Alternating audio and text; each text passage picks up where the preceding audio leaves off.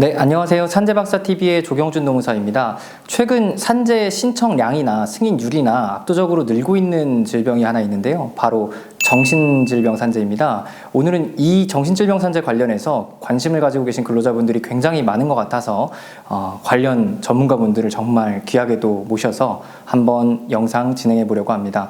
오늘 나와주신 분에 대해서 간단히 설명을 드리자면요. 장애 전문진단, 업무 관련성 평가 등 각종 특별심사를 진행하는 산재 환자라면 반드시 거쳐가는 병원인 근로복지공단 인천병원에서 정신건강의학과 과장님으로 계셨고요. 그다음에 근로자가 신청한 상병이 업무상 재해인지 아닌지를 최종 판단하는 기구인 업무상 질병판정위원회 위원으로도 계셨고요. 근로복지공단에서 여러 의학적 이슈들에 대해서 자문하는 산재보험 자문의사 선생님으로도 계셨습니다. 현재 드림 정신건강의학과 의원 대표 원장님으로 계시는 우리 손재현 원장님 모셨습니다. 반갑습니다. 소개 감사합니다. 손재현이라고 합니다. 좋은 기회 주셔서 감사합니다. 앞으로 산재, 정신과 산재에 대한 이해도도 높이고 저희 병원 홍보도 하고자 이렇게 출연하게 되었습니다. 출연 결정해 주셔서 정말 감사합니다. 저희 오늘 영상은 저희 원장님이 나와주신 만큼 정말 유익한 정보 많이 담을 수 있도록 노력할 테니까요. 끝까지 시청해 주시면 감사하겠습니다. 바로 본론으로 들어가 보도록 하겠습니다.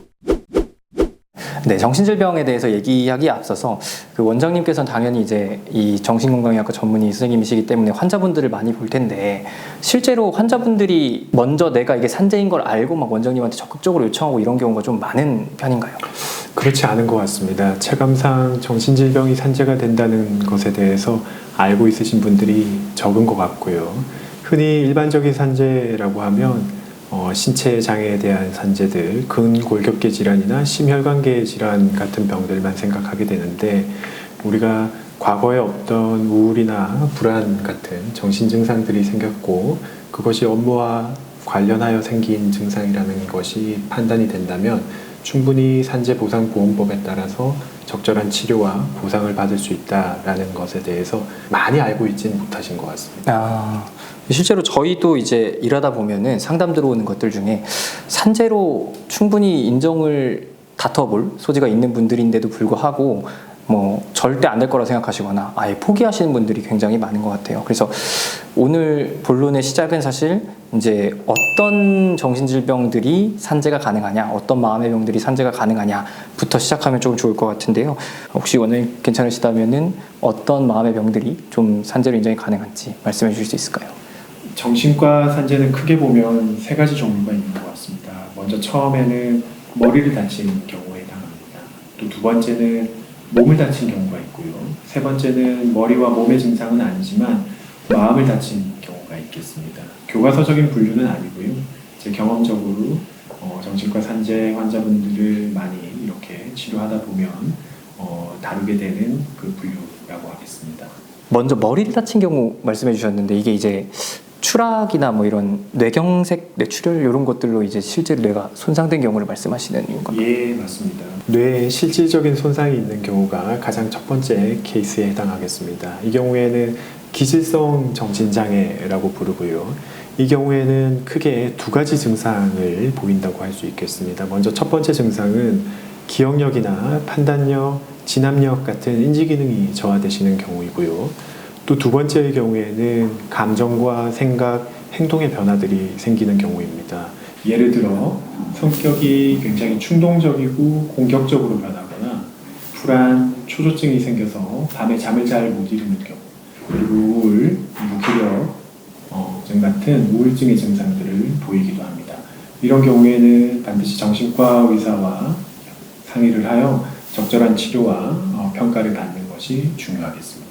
그러면은 두 번째로 몸을 다친 경우라고 하면은 어떤 것들을 얘기를 하신 걸까요? 예를 들어 업무를 하다가 하반신 마비나 절단 사고와 같은 신체적 손상을 받으신 경우가 해당하십니다.